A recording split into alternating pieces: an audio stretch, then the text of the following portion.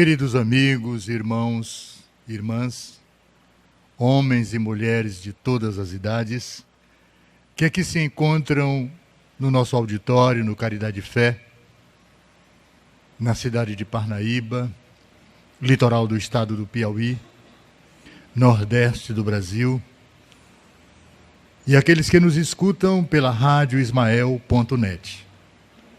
Mais uma vez, somos convidados a vir a esta tribuna, a este púlpito, falar do Evangelho do Mestre. Os Bons Espíritas, Evangelho segundo o Espiritismo, capítulo 17, item 4.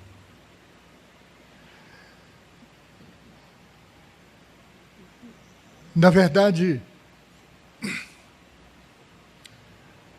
as características do bom espírita antecedem mesmo a clarividência nossa, de homens e mulheres que aqui se encontram, com relação ao Evangelho de Jesus, que trata de ensinamentos para nos chamar a atenção acerca do caminhar, buscando a grande luz que é Deus, mas trilhando os caminhos do Evangelho de Jesus, trilhando as pegadas do Mestre. O Evangelho de hoje, aliás, Bons Espíritos, Sede Perfeitos, é o capítulo 17, o item 4 deste Evangelho. Mas o item 3, o anterior, é o homem de bem, que fala das qualidades que precisamos ter para nos portar junto à família que viemos, junto à sociedade que compomos, e trabalhar esta clarividência, ou melhorar o nosso andar na direção do alto, aproveitando, portanto, a encarnação que nos foi dada pelo Mestre, e nos melhorar do tempo passado, dos tempos transatos, onde deixamos um rastro de infelicidades promovidas por cada um de nós. O Cristo pega nas nossas mãos, em nossa mão, e nos devolve várias vezes a vida em corpos diferentes, dando-nos a noção da responsabilidade, mas fazendo-nos esquecer daquilo que praticamos de bem no passado. Mas principalmente porque em tempo de barbárie, em momentos muito distantes do de hoje,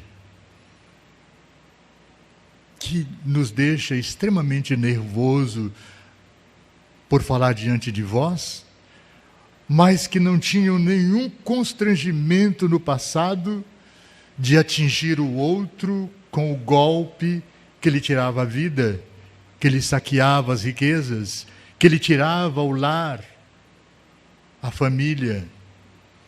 Não imaginávamos que a força era o mal que carregávamos, a falta de cultura, de educação e de sentimentos mais perfeitos que poderiam nos modelar para caminhar na direção de um Deus que defendíamos matando.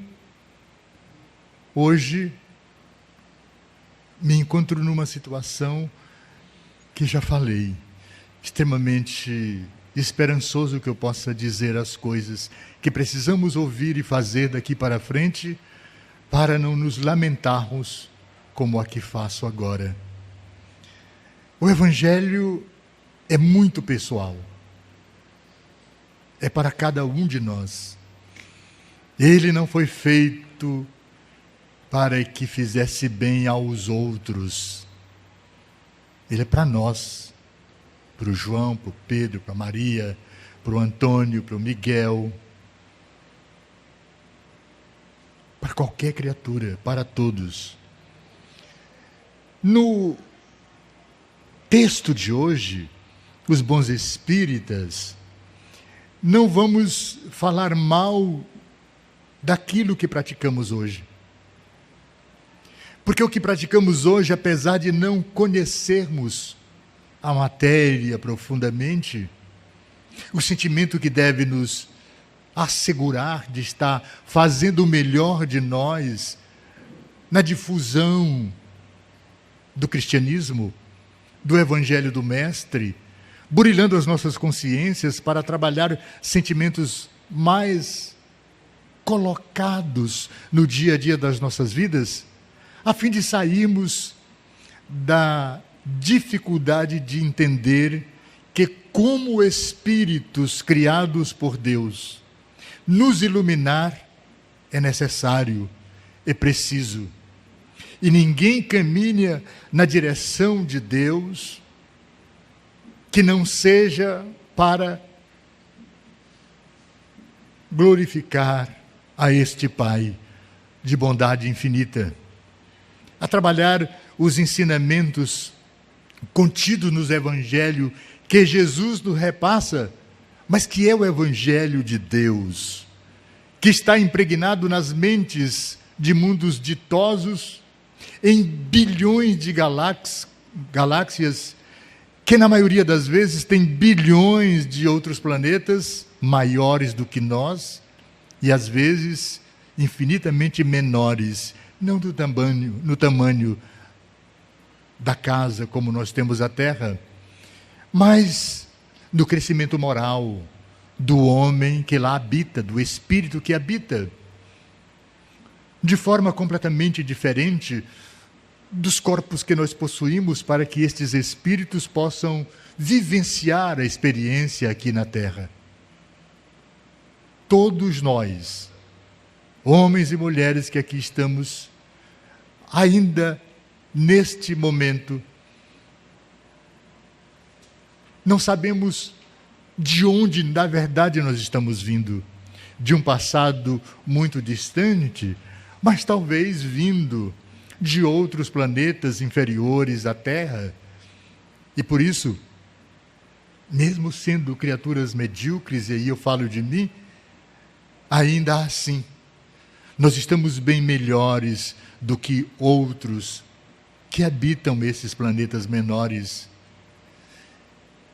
E nesse momento a gente caminha na direção da luz, observando que existe algo de esperança, também aconselhado pela doutrina espírita, acompanhado pelos espíritas no mundo inteiro, que é regenerar-se o homem, para que o nosso planeta também se regenere na direção do bem, na construção de um homem novo, para um mundo novo, ditoso, ainda não tão feliz, mas já teremos a oportunidade de sentir não o barulho e nem a brisa difícil que os ventiladores tomam de conta, mas que ainda precisamos dos ventiladores, porque a brisa suave de que nós estamos falando é de uma possível felicidade, de sentir amor, de doar pelo outro, de sentir amor pelo outro também.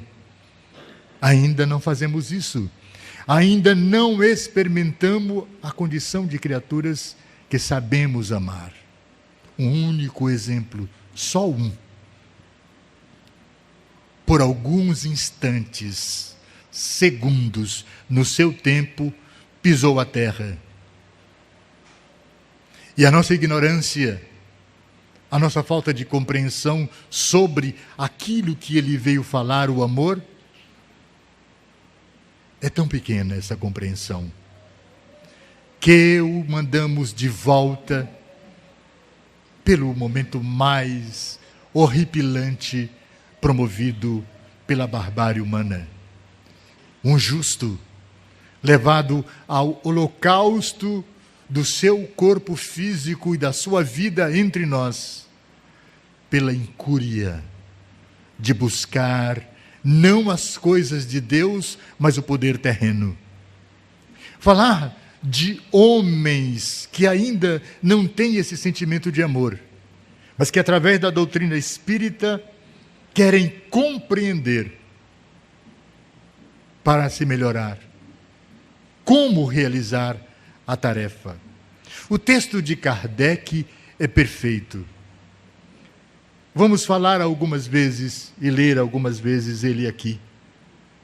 Bem compreendido, mas sobretudo bem sentido, o Espiritismo leva aos resultados acima, antes falado sobre o homem de bem, que caracterizam o verdadeiro espírita como o cristão verdadeiro, pois que o mesmo é que o outro.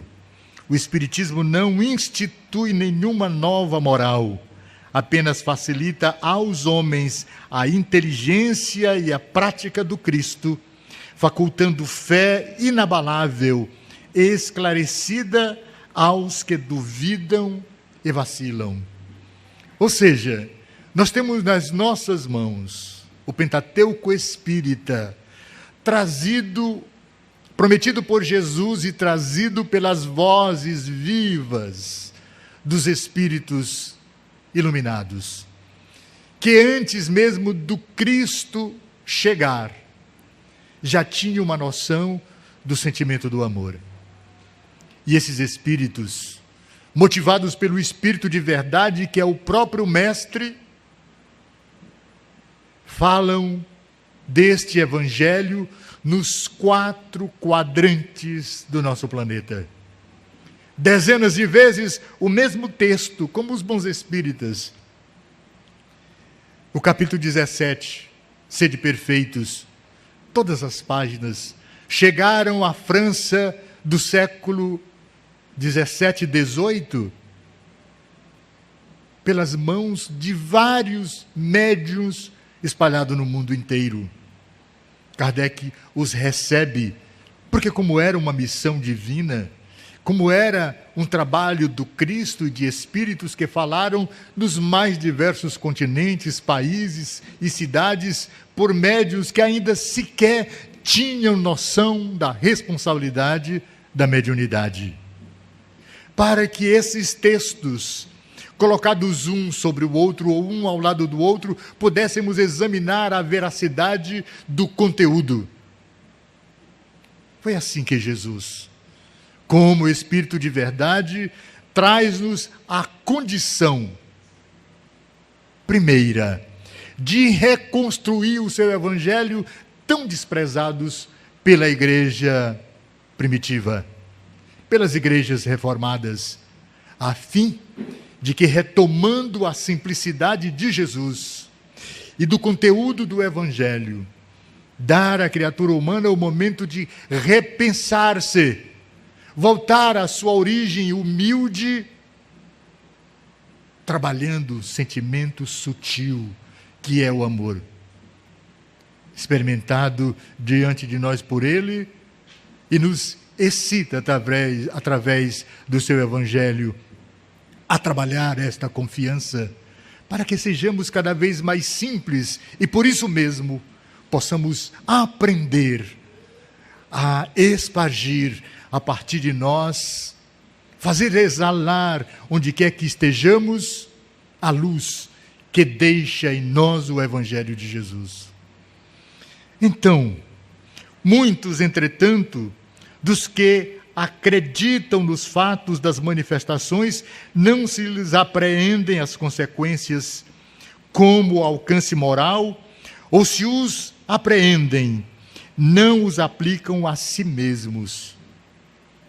Porque estamos ainda descrentes de que aqui, na maioria das vezes, aqueles que não conhecem a doutrina espírita, quando ouvem falar do Evangelho e da doutrina espírita, dizem que são coisas do demônio, do mal, de criaturas que deixaram de seguir o Cristo para seguir o rabudo, o demônio, o cão, alguma coisa que nós mesmos criamos. Essa criatura não existe. Aquela criatura pintada de rabo, que mora numa casa em chamas, em constante fogo eterno, não é? Essa criatura não existe. Eu acho que Dante teve um insight pintando o sofrimento no seu inferno, mas não deu nome a nenhum dos que lá moram. Sofredores, talvez, homens desviados da possibilidade de serem homens de fato, porque somos seres muito simples e comuns, não é? Experimentamos a presença no planeta de muitos machos, não é? Que se acasalam, que criam famílias, mas dá o título de homem nos tempos que a gente vive então e assiste à mediocridade do que fazemos com aquilo que temos às mãos, o poder, por exemplo. Não dá para compreender que são homens. Macho talvez, porque homem é um sentimento, é uma propriedade divina, principalmente de caráter. E a construção da criatura nova para um mundo novo, que nos mostra o Evangelho de Jesus através da doutrina espírita, não constrói apenas aqueles que aqui estão como bons espíritas, mas antes dos bons espíritas serem aqui colocados como criaturas do bem, é preciso, para chegar a ser bons espíritas, que sejamos homens de bem, que aprendemos a nos amar, que aprendemos a compreender a necessidade do outro, a atendê-la de forma tal que eu não precise me arruinar, me apequenar, mas crescer ao ponto suficiente de pegar na mão daqueles que se arrastam e seguir conosco, porque o convite não é nosso, é de Jesus. E quem tem um pai como ele e como nós o temos, gostaríamos de que compreendêssemos a iluminação, o trabalho de perseverar no Evangelho, esclarecendo-se, é a única fórmula para que possamos sentir este Deus, compreender o Cristo e avançar na direção desta luz. Há que atribuir isso a alguma falta de clareza da doutrina? Não, pois que ela não contém alegorias, nem essência mesma, e é donde lhe vem toda a força, porque faz ir direto à inteligência. Nada tem de misteriosa. Seus iniciados não se acham de posse de qualquer segredo oculto ao vulgo. O Evangelho de Jesus, a doutrina espírita, não tem nada de difícil. E aí as pessoas dizem, mas eu não tenho condição, eu não tenho inteligência, assim, assado. Não é verdade. Porque os mais jovens, que não têm a compreensão daqueles que já passaram pela academia, titularam-se na sabência, e essas criaturas mais simples, jovens, a compreendem logo de cara. Então basta se apurar, buscar compreender, senti-la como palavras ditosas para transformar o meio que a gente vive, é o que precisa viver. E esse mundo não está pronto. A transformação do mundo para que vivamos é um legado nosso. Somos nós que precisamos construí-lo. Será então necessária para compreendê-la uma inteligência fora do comum? Respondemos que não.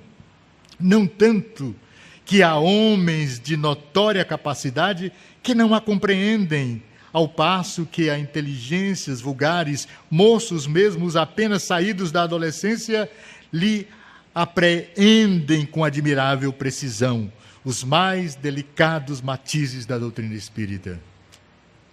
vamos compreender lá na frente que muitas das vezes nós nos estancamos parando em estações completamente inúteis na construção da criatura melhor que precisamos ser. Precisamos sair do imobilismo. Não precisamos das dores como eu precisei para voltar ao seio daquilo que havia proposto ainda antes de nascer. E para que eu retomasse o rumo, e acontece com dezenas de criaturas que aqui vêm para a casa espírita buscar a sara das doenças, das dores da alma,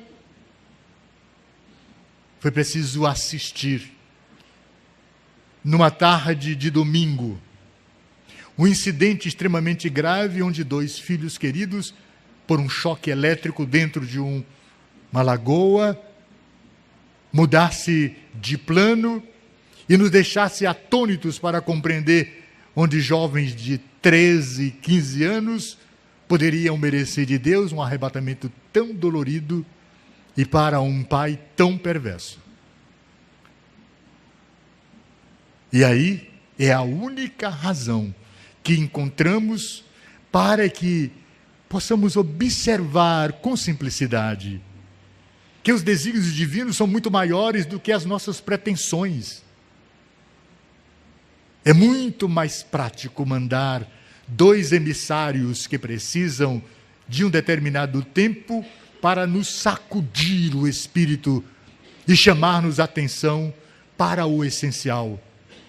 Ainda não praticamos como gostaríamos. Ainda não temos ou não temos mais a capacidade do tempo de agora a ir muito mais fundo.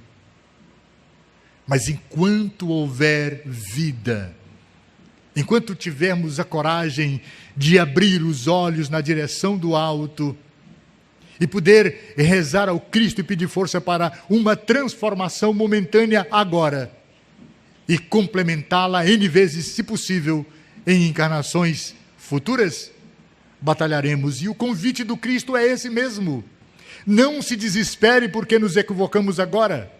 Retomemos o fio da meada de onde paramos, para que sejamos ainda agora, do corpo que temos, a criatura melhor do que quando aqui chegamos.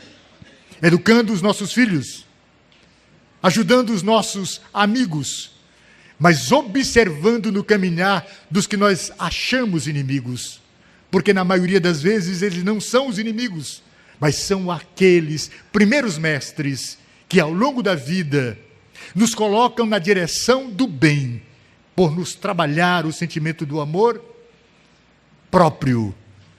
Ele me critica todo dia, ele fala de mim, ele me maltrata, é um inimigo nato, é o primeiro mestre. Se prestarmos atenção nessa criatura que não cuida da vida dele, cuida só da minha, é melhor cuidar das dos dois. Reze para ele e trilhe o melhor caminho. Busque a direção correta. Escolha, portanto, o melhor caminho, mas também o jeito de caminhar, para que saiamos do momento de estagnação medíocre das nossas vidas, materialistas, doentias e perversas, para trabalhar o sentimento do amor. Por aquele que se torna inimigo, mas principalmente aqueles que não têm a coragem de levantar da mediocridade que se encontram e que se alimentam esmolando. Às vezes é preciso parar um pouco o olhar, sente lá no chão o que houve, porque está aqui, levanta-te e caminha. Jesus, o Mestre, nos aponta para o momento de grande luta contra o mal. Precisamos combatê-lo não fora de nós, mas aqueles que estão contidos dentro de nós, a fim de que o Espírito, nascido no momento de agora, e agora sobre a égide de uma doutrina rediviva, para que o Evangelho seja experimentado sem parâmetros, sem outros motivos, sem dogmas, para que faça efeito imediato na mudança de comportamento de todos aqueles que buscam o Cristo e as suas lições de amor para transformar os homens. Alguns ainda muito tenazes são os laços da matéria para permitirem que o espírito se desprenda das coisas da terra. A névoa que nos envolve tira-lhes a visão do infinito, donde resulta não romperem facilmente com os seus pendores, nem com os seus hábitos, não percebendo haja qualquer coisa, um simples fato, mas que nada ou bem pouco lhes modifica as tendências instintivas. Não vamos trabalhar os instintos, mas a inteligência, sair do marasmo, daquilo que está nos parando no tempo e no espaço em que vivemos, para transgredir, não a vida, principalmente dos outros, mas para buscar vencer as dificuldades de reaprender a caminhar na direção do bem, trabalhando esse sentimento mais fortemente do que quando chamamos a atenção a um filho, com firmeza, com dureza, mas teremos muito mais, muito moral, para chamar a atenção de um filho ou de alguém que atendemos na casa espírita, se já estamos dando conta, por alguns segundos, de ser exemplo, de ser melhor, de trabalhar em nós o Evangelho e de compreender a dor do outro sem criticá-lo, sem apontar o dedo, sem colocar o dedo na ferida para que ele sinta que lá está ferido e que dói. Nem sempre as criaturas que estão feridas e que estão doentes se sentem assim, porque estão no momento de grande prazer que ficam cegos às coisas da vida que viemos praticar. É o álcool, é o sexo desvairado e o mal do século, a droga.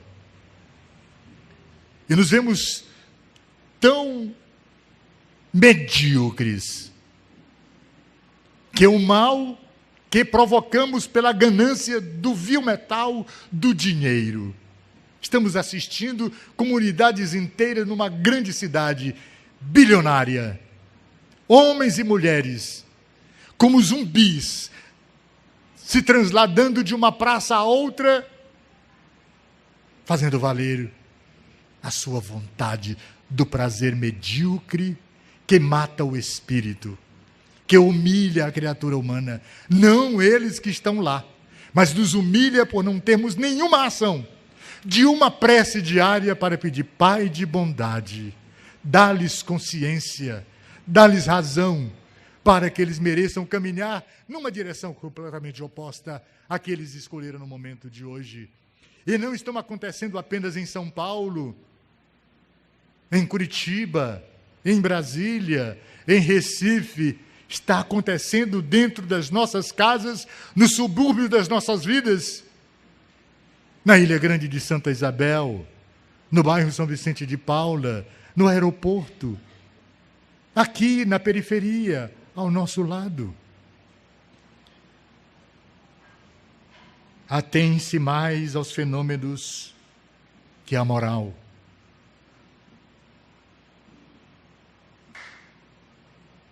Que se lhes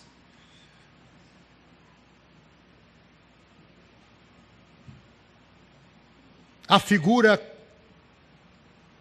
sediça e monótona. Pedem aos espíritos que incessantemente os iniciem novos mistérios, sem procurar saber se já se tornam dignos de penetrar aos arcanos do Criador. Esses são os espíritas imperfeitos, alguns dos quais ficam a meio do caminho, ou se afastam de seus irmãos de crença, porque recuam ante a obrigação de se reformarem, ou então guardam as suas simpatias para os que lhes compartilham das fraquezas ou das prevenções. Contudo, A aceitação do princípio da doutrina é um primeiro passo que lhes tornará mais fácil o segundo noutra existência. Aquele que pode ser, com razão, qualificado de espíritos verdadeiros, de espírita verdadeiro e sincero, se acha em grau superior de adiantamento moral. O espírito que nele domina de modo mais completo a matéria, dá-lhe uma percepção mais clara do futuro. Os princípios da doutrina lhe fazem vibrar fibras que nos outros se conservam inertes. Em suma, é tocado no coração pelo que para remover ao passo que outro apenas ouve sons. Reconhece-se o verdadeiro espírita pela sua transformação moral e pelos esforços que emprega para domar as suas inclinações más. Enquanto um se contenta com o seu horizonte limitado, outro se apreende alguma coisa de melhor, se esforça por desligar-se dele e sempre consegue, se tem firme vontade. Então o convite para que esse texto de Kardec possa fazer efeito em cada uma das criaturas que aqui se encontram e nos ouvindo, a fim de que em tempos de reforma íntima, excitados pelo trabalho do Mestre, que pede todos os dias que essa reforma íntima seja feita, que façamos como Agostinho, todo final de tarde, um momento especial nas nossas vidas. O que eu fiz de bom hoje, que bom que eu fiz. O que eu fiz de mal, preciso mudar, para que a criatura que somos agora possa ser melhor. O Espiritismo, em sua vida, reflita na importância do Espiritismo em sua encarnação. Confrontemo-lo com as circunstâncias diversas em que você despende a própria existência. Corpo, empenho vivo que você recebe com os tributos da hereditariedade fisiológica, em caráter de obrigatoriedade para transitar no planeta por tempo variável, máquina essa que funciona tal qual o estado vibratório de sua mente.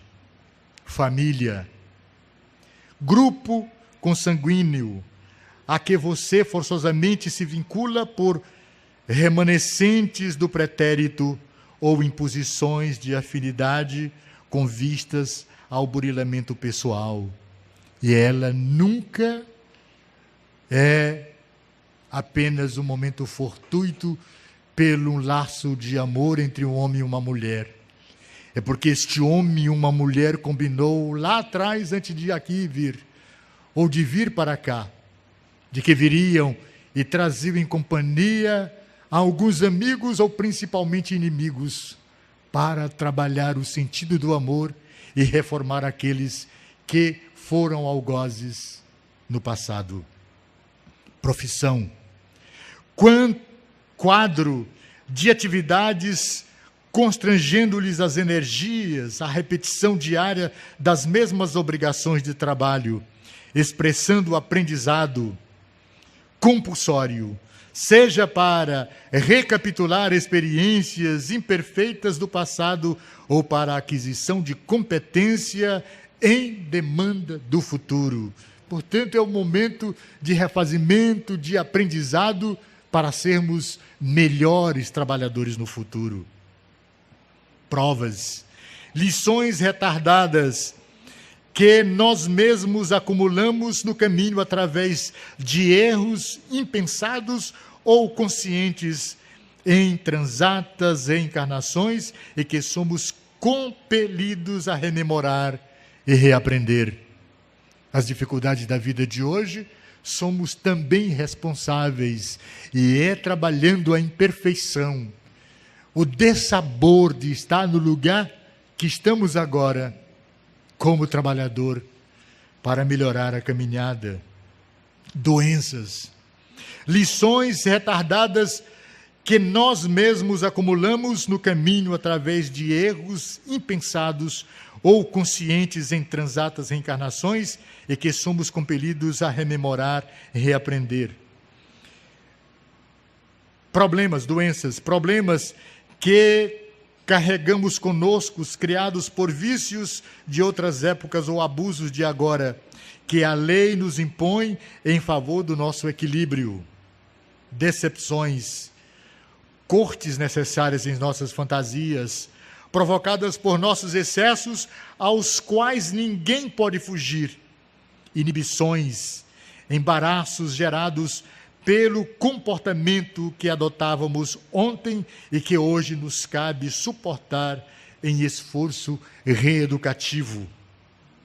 Condição, meio social merecido que nos facilita ou dificulta as realizações, conforme os débitos e créditos adquiridos. Segundo, é fácil de concluir, todas as situações da existência humana são deveres a que nos obrigamos sob impositivos de regeneração e de progresso.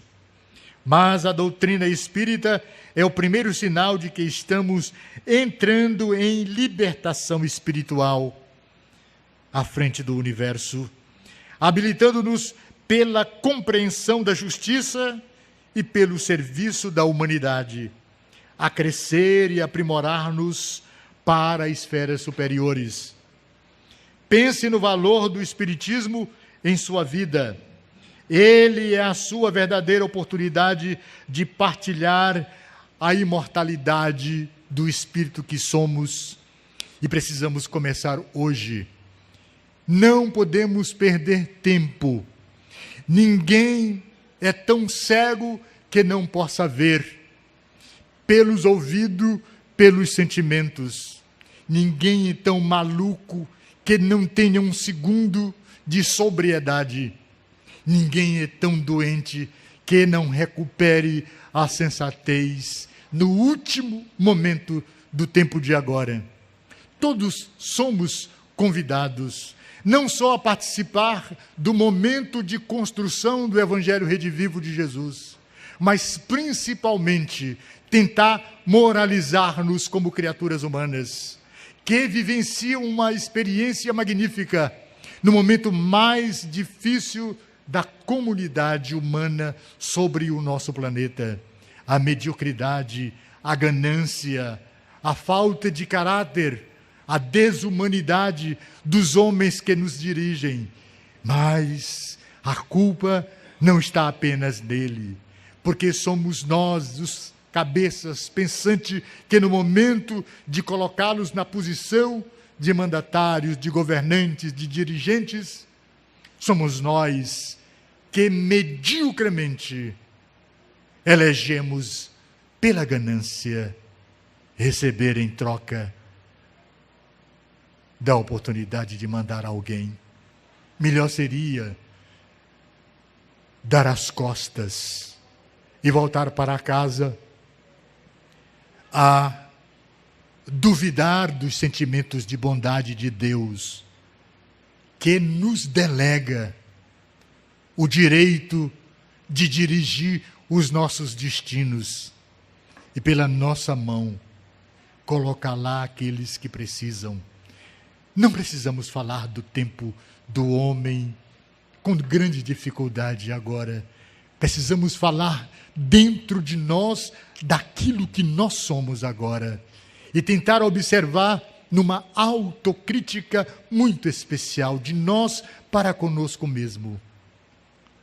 Sejamos humanos, crísticos, criaturas divinas, espíritos imortais, a mediocridade do que eu sou hoje, se eu não tomar conta do Espírito que mora em mim agora, não poderei reclamar do local que reservaram para mim do outro lado, porque ninguém escolheu, nós mesmos escolhemos. Muita paz a todos.